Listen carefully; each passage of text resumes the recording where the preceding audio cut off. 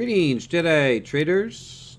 David here of TradingFibs.com to bring you the technical momentum outlook for week 22. It is May 28, 2017, Memorial Day weekend here in the U.S. As always, please seek financial advisement when trading with your money, as these videos are for educational purposes only. To support your knowledge in the market, see what's going through my head on any given day or week. Always make sure you have a solid trading plan and always manage your stop when placing a trade. All right, let's get started here, Jedi traders. Welcome, welcome. Week 21, quick recap. Let's just go through where we are currently on the big picture, and then we'll get into each of the individual markets that we watch here on the screen share in the live trading room. Based on a MML levels, again, using Fibonacci's, using 50% pullbacks for the bigger picture, and on the intraday going with the momentum. And right now here we can see week 21 as posted again. Let me show you there right here, week 21 recap. Feel free to click on, see the charts quick. Actually, let's go ahead and just pull that up so you can see exactly what I'm talking about here each week. Go ahead and give you a quick recap. Want to go over just a quick summary of the charts here, and then if you scroll down and you missed any of the intraday or daily trends, you just go ahead and click on the full article here. That'll bring you up to the daily trend. There it is for that day, and there it is, chart of the day. Looking for the highest probability setup in trend. All right, so let's go ahead and pull up that ES Weekly where we are sitting on the MML charts. Obviously, since the post-election in November, you know the story. It's been all upside. A little bit of Q1, Q2 there. A little bit of a pullback there at the end of Q1, but getting this lift in Q2. And there we go again, upside on the ES, a relentless upside. Relentless. Holding above after a small pullback there, actually, there in May, getting another uptrend. So keeping an eye on that 10-period moving average, 50 well above the 200, both here on the NQ and the ES. So no question about it, uptrend. The question you're all asking is, where is the tops? Where do I short this thing? Because I know this thing is coming down. Well, we had a nice move back down. That's right. Price action came and filled back the gaps. So always be running. If you go back in any of my tweets or you follow me on the charts, every day you'll notice that we did have former levels here that have been closed out at this point. And we regained, and only to set a new open gap last week here at 996 on the YM and 404.50 here on the ES and 5734.50, as you can see here on the NQ on the left. So, reaching all-time highs in week 21. I believe we had 3 new all-time highs here on the NQ. ES pushes 2, finally breaking that 2400, and sky's the limit, as they say in the market. But have to be ready for pullbacks at any given point. And we know where the open gaps sit downside. Unfortunately, the farther we run, as you know that I've stated each week, the farther we run, the harder we fall eventually. So, just got to keep those levels, another fractal line on your charts. But of course, right now, momentum is upside, at least in the short term. I'd like to see us pull back to each of these open gaps and close them out. So overall for the week, ES, nice move, week 21, after a downward movement that we just saw on the open gaps charts. Here we are, momentum. Again, you're looking at a chart, which is my basic core strategy. Let me pull that chart up for you. Whether it's to the low or to the high, higher time frame, lower time frame, it's still the same principle. Heikin-Ashi bars are a trend bar that indicates I don't have to describe or figure out much of what is happening. I'm either in trend, I'm in an indecision, or I'm in a downtrend. I don't need to define on the left. As you can see here, great candle patterns, but I don't have to figure out, is it bearish, is it bullish, is it a reversal? It simply is easily identifiable. And as long as price action holds underneath the 5144, which is represented by the EMA cloud here down on the bottom row, I have a 534, a little bit smaller time frame, and same time frame but smaller indicators of moving averages crossing over. I'm in trend. It's an opportunity to use a trade management, which together with MMLs, here we go, Here's the trade management. It's posted on my website under the trading rules. Feel free to access it. But it's a matter of whether you want to just go straight on the moving average or you look for the highest probability setups with these MML charts. All right, so being as it was week 21, there it is. Price action held up. This is a higher time frame chart, 15 tick, usually watching the ES on a range chart on a 5-4 Flex Renko. That is a study that's available here on the Sierra Charts Infinity AT platform. Again, there's other momentum studies on your charts which are out there. But either way, trending bars, John Carter's TTM is one example. But the idea that price action held up throughout the week, starting already in week 20, getting the lift upside, throwing on a T34, that's Tim Tilson's moving average. Again, you can use a 50, an 89, whatever it is. Everything was above the T34. Everything in the green gave us a great indicator that momentum during the week was upside. And all you had to do was, if you're an intraday chart trader, then you had to wait for a pullback and give yourself another opportunity in the market to the upside on the lower time frames. And I'll go ahead and show you exactly how we do that. So ES, nice move upside. There it was. NQ holding ES. We saw the move a lot larger above the T34, but here we saw the T34 as support numerous times on the way up here in week 21. All right, so there are the charts for week 21 as we roll into week 22. Technical momentum outlook has been posted already. We'll get to that here in a little bit. Let's jump into the charts here. All right, so we covered the daily gap, so keep in mind, as we roll into this week, note that any downside movement, at least from the open gap perspective, you want to keep a note where they are. Again, 57.34, which was an all-time high, is now an open gap, so we just go ahead, we change the color on that, actually. There we go, now is an open gap. And 996 and 404. Let's go ahead and change the color there as well. It was an all-time high and now has become an open gap at this point. So pullback at least if we find any momentum to the downside this week, will be to these open gaps. All right, let's jump into each individual index and chart and go ahead. And again, if you've been watching me for a while, you've seen me not necessarily change, but merge some ideas on the charts together. And I think I've come up with something that's really working well for me right now. I'm going to go ahead and start here with the ES as we see the MML levels. Again, trying to put it all on one chart for you to see the big picture instead of a variety. Again, the option is to take these charts. You can go ahead and minimize them to see all the charts that are at the bottom tab, from the 60-minute to daily, weekly, and that's exactly what I have here on the left. So an overlay of the time frames, and through the week, if you watch my posts each day, you'll notice that the MML levels, especially on the 60-minute chart, when in trend, will change, and that's okay. Markets change every day. Markets change with the Globex, so you need to be ready for levels to the upside, levels to the downside. So where are we at currently on the ES? We know we have open gaps downside, 404, which is the one we just saw on the chart on the open gaps, all the way down to 2315.75. That's our next open gap all the way downside right there. All right, so noted on the chart from Friday's session, Thursday, Friday session, sitting here. So a lot of resistance up here in an uptrend. We just showed you that 15 tick chart. That's right, the big picture, right, to the upside. All right, so ES currently in an uptrend. We'll want to wait for the HA bars to be in trend back to the upside on the higher time frame. Splicing in on the smaller time frame will be the key as we roll in. Now, don't forget, Monday is a holiday session, so we have a shortened week as well. All right, so zone high, that's where we're sitting. I call the zone high the level of where lines come together, 60-minute, daily, weekly. A little bit of consolidation on the lines here. It gives me a zone high where price action might slow down. It's exactly what I have right here. Any pullback at this point, again, I'm looking at 404.50, which would put us around the first level of the resistance of the zone high.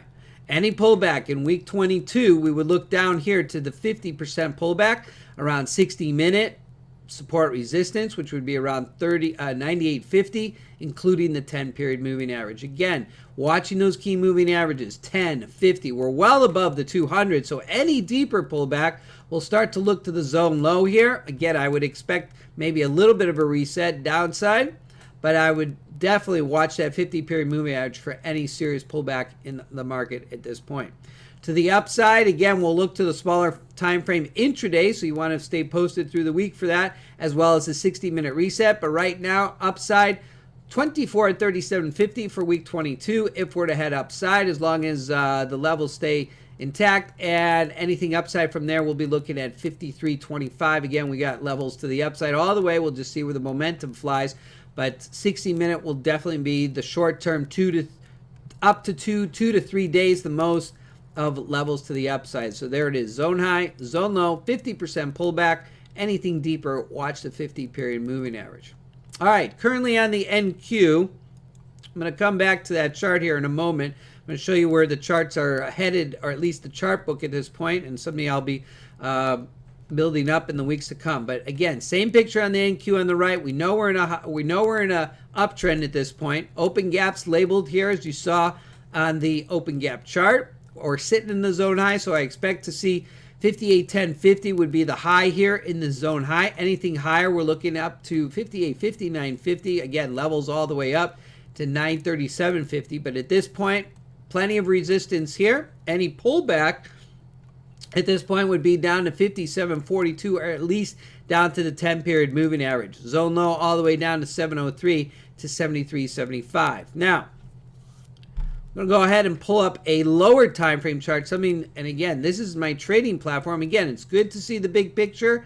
Nothing wrong with that. And the whole idea, the principle, if you're not familiar, and I did do a YouTube video on this, is that using the Murray level charts, a Murray math level charts, is the identification of a zone low, or the resistance downside, or the support downside, and taking the entry off the lows up to the highs. That's the idea, in combination with the HA cloud. All right, the 5144 cloud and the HA bars makes for a great setup, especially for the long-term trader, at least for the swing trader. All right, so on a daily basis, I know where my MML levels, I know where the zone high, I know where zone low is. I simply take the lower time frame. Here we have a 25 tick chart. Here on the left, here I have a 10 tick chart. This is my trading platform. All right, well, what you note here, as I talked about in the daily trend from Friday's video, is where are the highest probability setups. The highest probability setups is where I can see a moving average crossover. I can see HA bars in trend above the cloud, and I see the 50 above the 144, everything in the green. So everything's shaded. This whole portion of the move is shaded in the green. All right, I know the higher time frames in trend. I'm splicing it on the lower time frame. So how many setups on Friday session? 1 and 2. And that's the strategy. I keep it simple. And what can I add to this chart? That's right. I can use the MML levels. So I simply have an overlay study of the MML levels like you just saw over here on the higher time frame, and now I have on the lower time frame. All right. So market open to market close. Price action never really getting down to the MML lows. And again, this time frame can change intraday. So again, the core strategy is where did price action was in sync with all the charts. And if I have an MML bonus plus from the lows to the high, even better. And you can see price action did exactly that. Resistance here at the MML high. If that was in true the MML levels at that point, I don't recall, but I can tell you at least at the end of the day, after a pullback to 50% of the move of the MML level, price action ran back upside. So is it to exit here? Not in my strategy.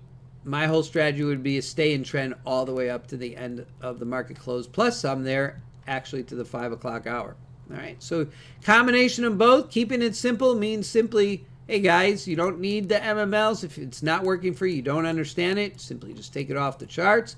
And on an intraday time frame, again, you know where your big time frame is, you know where the NQ is, intraday time frame splices you in. But big picture, again, keep it in to week 22. There's your zone high. Watch for the reset during the week. Watch my charts as I post them each day on the daily trend. All right, so here we go. We're going to roll to the YM. Again, same picture. I expect MML levels to reset here if the YM is to keep pushing up. Clear indicator, guys. As long as we stay above that T34, we're back in trend upside. I see 3 green bars here in the YM. I'm ready for both directions. Any pullback, Watch to around the zone here, 938, 10-period moving average. Zone low downside, 859 to 781, and then deepest pullback would be 50-period moving average. Now, I know many of you Jedi traders just want the green light, red light, and say, yep, that's it. And there's a lot of great articles out there, a lot of perma bears still, and they've kind of quieted recently. But the sky's the limit. Here as we roll into the end of May and June, summertime trading coming up. But until we have a definite trend change, which the YM I am a little bit concerned has been lagging overall. But as long as NQES might just pull that YM and TF Russell with it. All right, so there we are for the week. Watch ourselves up to 21,250 if price action on a daily is up to get there. Crude has been a beast in itself. We got our zone high up here, 51.56, all the way up to 53.13. Let's get back up to that 55. That'd be great. But current downtrend on the CL. We did get a lift there on Friday. Price action on the higher time frame. This is a 50-tick range chart. So we'll watch for resistance on the T34. So current downtrend. Current momentum is downtrend on the crude, as we can see definite resistance here at the 50. The 50 is below the 200, so I have to go with the momentum at this point on the crude. Still sitting downside off the MML lows on the zone low. Clear indicator that we got a lot to push up of. 10 period, I don't see my 10 EMA. It's probably, oh, there it is. It's overlapped with the 50 right in there. So you can see the resistance right there. So crude, you got to wait for the breakthrough. Again, like you saw in the NQ, use that smaller time frame. Currently uptrend, so Friday, everybody got a pop on the crude to the upside if they were sitting well, and you saw my charts posted there on Friday. So right now, currently momentum downside in the crude until further notice. We got to break upside. I'll be watching zone high at least up here, 51.56 up to 52.70, 53.13 for upside resistance. Taking a look at the gold, walking into week 22 here. Gold, Bitcoin, man, making a Bitcoin. Talk about numbers jumping out. Big numbers, splashdown also coming down $300 and then back upside. So pretty volatile. But looking at the gold, that's right. We got off the MML lows, a little bit of pullback here to the moving averages. So regain a little traction here up on the gold, pulling up above T34. Again, a little bit of shaky this week. We talked about this midweek. It's been consolidating, but back up to zone high. So I look at the resistance up here and say gold might have a challenge up here and come back down to retest perhaps the 50 or the 10. We'll have to watch any pullback. Again, will line up with the T34. So gold pretty much in a channel at this point, holding up in the 1200s. All right, quick note on the 6J. Zone high up here. Little consolidation here, 50% pullback.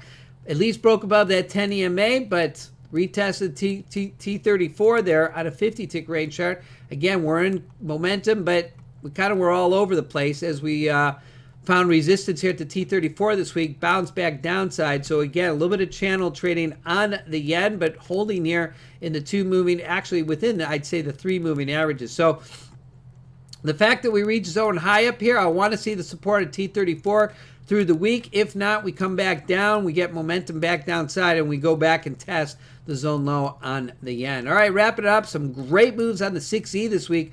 Current momentum is downside on the 6E. I don't see my 200 on there. It might be way, there it is, all the way down at $1.07 down there. So here we see price action 10. Again, the 50 is above the 200. So bigger picture, uptrend on the 6E, but definitely pull back from the MML zone high to MML zone low. So I'll expect the euro finding some support here. Great move on the yen downside here on Thursday's price action. Finding support down here, but current momentum on the range charts is downside with the T34 sloping down and underneath the 51.44. So we'll see how this week starts out. Any reset lower, we'll be looking down to major support down here at $1.11. If price action on the euro on an intraday basis finds enough support down here, we'll watch upside to $1.12 and all the way up to or $1.12.3 and $1.12.6 up here, up within the zone high.